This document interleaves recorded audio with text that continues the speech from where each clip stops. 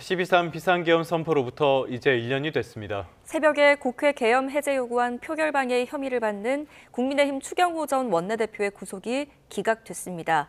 다양한 관련 소식 임주혜 변호사와 함께 살펴보겠습니다. 어서 오십시오. 어서 오십시오, 변호사님. 네, 안녕하세요. 저희가 좀 전에 전해드린 것처럼 간밤에 추경호 전 원내대표의 구속영장이 기각됐습니다. 이 배경은 뭐로 봐야 될까요? 이 구속영장 실질심사만 9시간 진행이 됐습니다. 이 정도라면 굉장히 이례적으로 긴 시간이었다고 보여지는데 양측 모두 맹공을 펼친 것 같습니다. 기본적으로 추경호 전 원내대표가 받고 있었던 부분은요. 이 12.3 비상계엄 표결을 방해했는가였습니다. 당시에 국민의힘 이 의원총회 장소를 국회로 했다가 당사로 했다가 국회로 했다 다시 당사로 바뀌는 좀 우왕좌왕하는 모습을 보였었는데 이것이 과연 추경호 전 원내대표가 당시에 윤석열 전 대통령과 통화를 나눴고 거기서 어떤 지시가 있었기 때문에 고의로 국민의힘 의원들의 표결 창회를 방해했는가가 쟁점이 되었는데요. 일단 이 특검 측에서는 이것이 고의의 방해 의도가 있었다는 부분을 강조했고 추경호 전 원내대표는 그런 목적을 갖고 있지 않았다. 이 의원들의 의견을 모으기 위한 과정에 불과했다라고 맞섰습니다. 결국 재판부에서는 구속영장이 발부되지 않았는데 아직 다퉈볼 쟁점이 많다. 방어권 보장 측면에서도 재판에 가서 이 부분에 대해서 더 다툴 측면이 있다. 그러니까 범죄 혐의가 아직 충분히 소명되지 않았다는 취지로서 구속영장 기각되었습니다. 네, 이번 사건에서 법원이 판단 기준으로 삼는 내란의 고의는 어떻게 판단하는 겁니까? 이 내란의 고의, 이제 이 부분도 굉장히 중요할 것 같은데요. 추경호 전 원내대표가 계속해서 그 의총 장소를 변경한 그 의도, 목적이 무엇인가 이 부분을 좀 집중해 봤던 것 같습니다. 특검 측은 이것이 표결을 방해하기 위한 거였다라고 주장을 했고요. 여러 가지 상황들이 고려됐을 것 같은데 당시에 이 민주당 의원들이 훨씬 더 압도적인 다수를 차지하고 있었기 때문에 형식적으로 보자면 국민의힘 의원들이 표결에 참여하지 못한다고 해도 해제는 가능한 상황이었습니다. 하지만 또 결론적으로 보자면 국민의힘 의원들 108명 가운데 90명이 표결에 못 참여했는데 이 부분을 놓고서 결국 의도가 있었던 거 아니냐라는 것인데 일단 법원의 판단은 이 의도를 보기에 앞서서 결과적으로 보더라도 단순히 우왕좌왕하면서 결과적으로 표결에 많이 못 참여한 것이지 애초에 표결을 방해하거나 참여하지 못하게 하기 위해서 의총 장소를 변경한 것까지는 아직 조금 더 다툼의 여지가 있다는 판단을 한 겁니다.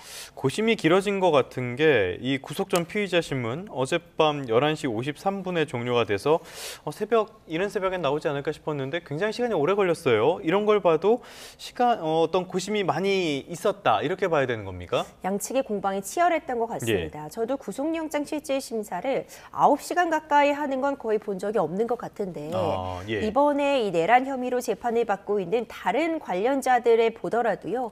윤석열 전 대통령의 경우에도 이 추가 구속 신문이 6시간 40분 정도 걸렸습니다. 그만큼 양측이 어떤 의도가 있는 행위였는가를 놓고 치열하게 법리적인 공방 그리고 이 사실관계에 대해서 좀 쟁점을 나누어서 검토를 한 것이 아닌가 생각이 듭니다. 그렇다면 이번 구속영장 기각 결과가 앞으로 내란 사건 전체 수사 그리고 재판 구도에 어떤 영향을 주게 될까요?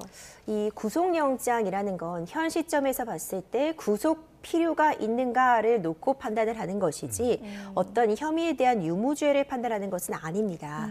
이제 그런 부분들 때문에 이번에 구속영장이 기각되면서도 추후에 이제 기소가 진행이 된다면 재판에 가서 다투라는 취지이지 아예 모든 혐의가 없다라는 취지는 아닙니다. 다만 이 특검 측 입장에서도 좀 동력을 상실했다라는 평가는 가능한 것이 지금 연달아서 한덕수 전 총리도 그렇고 박성재 전 법무부 장관, 황교안 전 총리 같은 경우에도 구속영장이 기각됨으로써 특검 측이 좀 무리한 수사를 하고 있는 것 아니냐라는 또 비판에 직면하기도 했습니다. 이제 이런 부분들을 감안하자면 일부 수사에 있어서 동력이 저해된 측면은 있겠지만 그럼에도 불구하고 좀 보완 수사를 통해서 기소로 이어지지 않을까. 재판에서 다시 한번 다퉈보지 않을까 생각이 됩니다.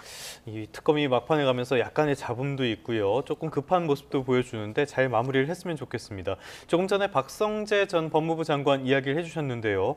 김건희 특검팀에서 박성재 전 법무부 장관 쪽도 많이 들여다보는 것 같아요. 특히 김건희 씨에 대한 수사, 이것과 관련해서 윤 전 대통령 부부와 여러 차례 소통을 했다. 이런 정황들이 나오고 있다 그러는데 압수수색도 진행을 했다고요? 그렇습니다. 내란 특검과요, 서울중앙지검, 대검찰청에 대한 압수수색이 있었습니다.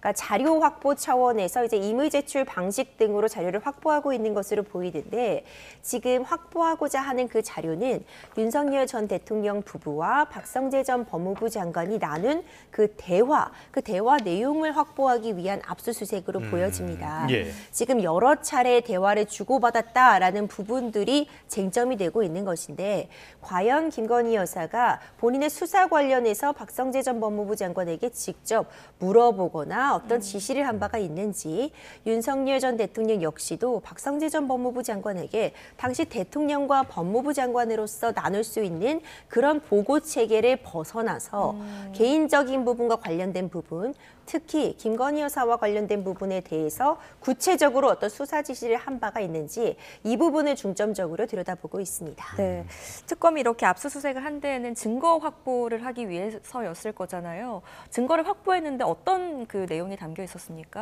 이 대화 내용들도 굉장히 좀 집중을 받고 있습니다. 예. 좀 김건희 여사 같은 경우에는 한참 이 명품백 수수가 문제되고 있을 당시에 본인의 사건이 뭐 어떻게 진행되고 있는지에 대한 물음, 거기에 덧붙여서 뭐 김혜경 여사라던가 다른 전직 대통령 부인의 사건은 어떤 속도로 진행되고 있는지를 묻는 그런 부분들이 지금 이 대화가 적절했느냐 문제가 되고 있고요.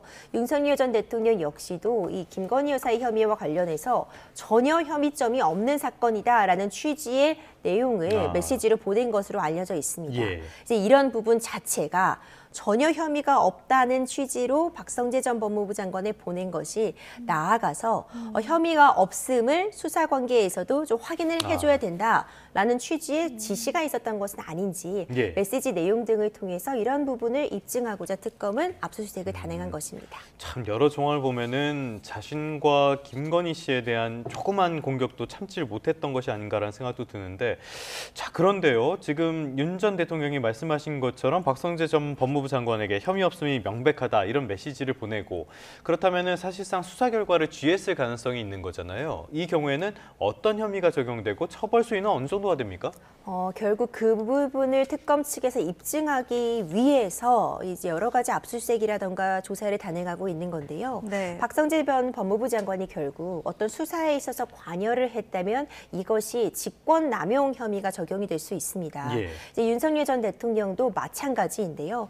본인이 행사할 수 있는 권한을 넘어서 그것을 사적으로 특히 이 김건희 씨에 대한 수사 결과 영향을 미치기 위해서 어떤 권력을 남용했다고 한다면 직권남용, 권리행사 방해 부분이 문제가 될 수 있을 것이고 예.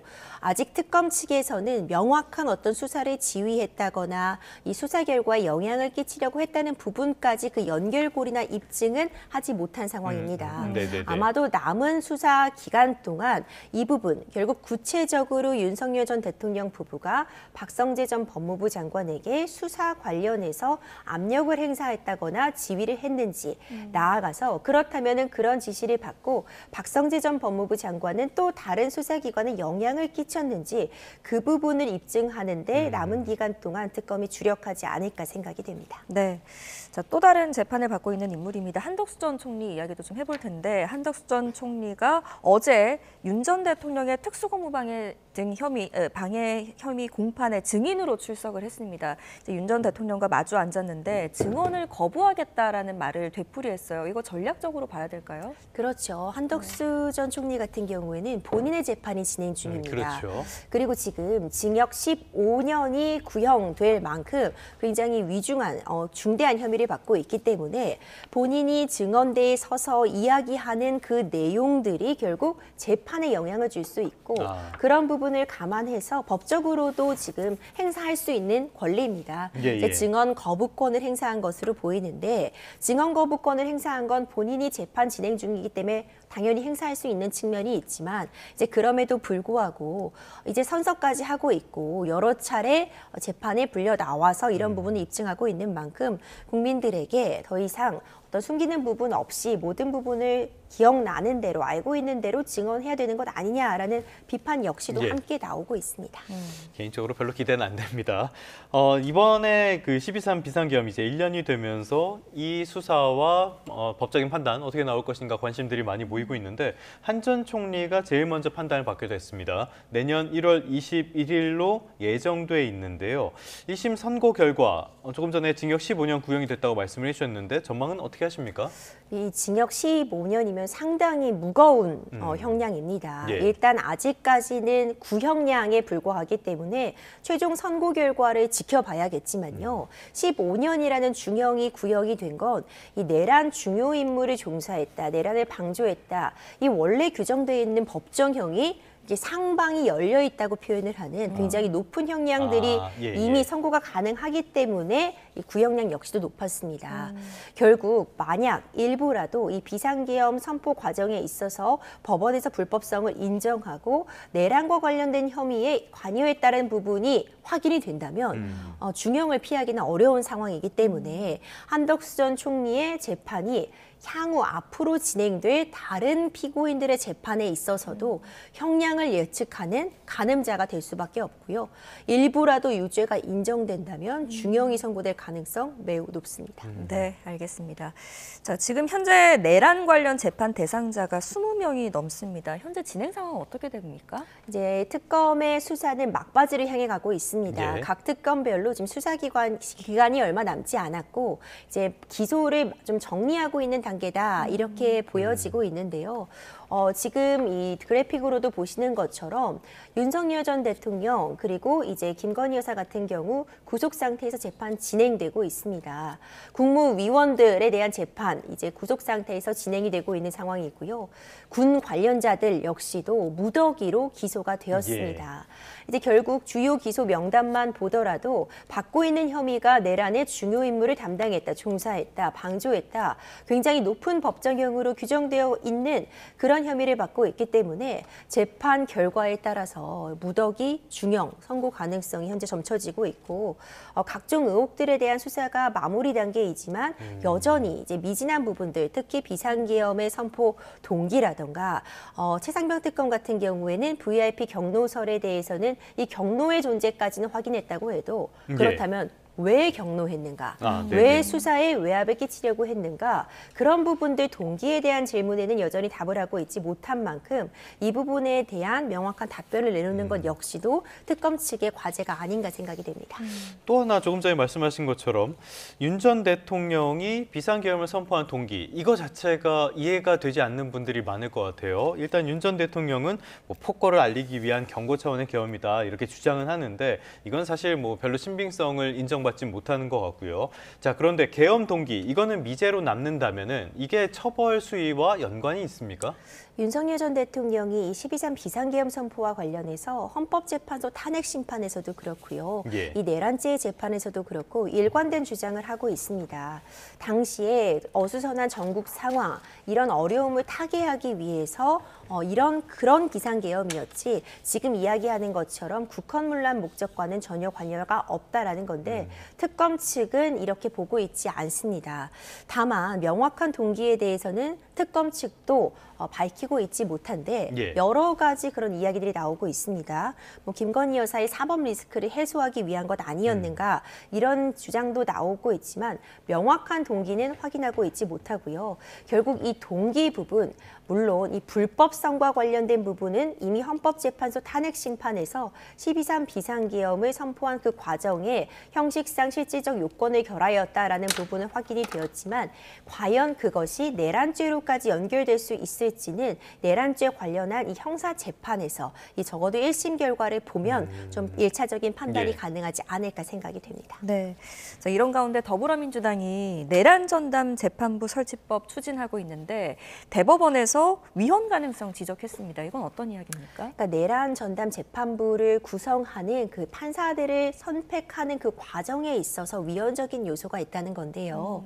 사실 어떤 판사가 어떤 재판을 담당할지는 지금 무작위 추천 방식으로 이루어지고 있습니다. 예. 그런데 지금 나오고 있는 이 내란 전담 재판부의 구성은 이제 경우에 따라 조금씩 달라지고 있지만 뭐 법원, 법무부라던가 판사협의회, 변협에서 추천한 인물로서 구성을 하겠다는 것인데 외부 인사가 어떤 법관이 어떤 재판을 담당할지에 영향을 끼친다는 것 자체가 사법부의 독립을 훼손할 우려가 있다라는 것이 법원 행정처에서 우려를 표하는 지점이고요. 사법부의 독립은 헌법에 명시되어 있는 부분이기 때문에 위헌 소지가 있다라는 비판이 나오고 있는 겁니다.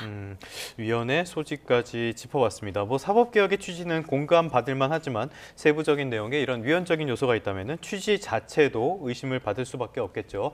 끝으로 하나만 더 간략하게 살펴보도록 하겠습니다.